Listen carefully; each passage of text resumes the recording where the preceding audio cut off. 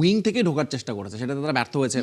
দেন তারা তখন মাঝখান দিয়ে ঢুকেছে এবং এমবাপ্পে ও ডেম্বেলে দুটো গোলই একেবারেই ধরুন ডি বক্সের ঠিক মিডল থেকে তারা ঢুকেছে এবং ডি বক্সের সামান্য বাইরে বা ভেতর থেকে দুটো।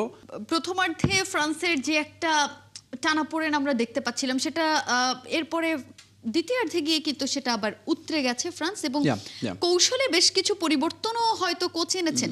কি ধরনের পরিবর্তন আনার কারণে আপনার কি মনে হয় যে মরক্কোর রক্ষণটাকে রীতিমতো ওরা একদম ভেঙেই দিয়েছে?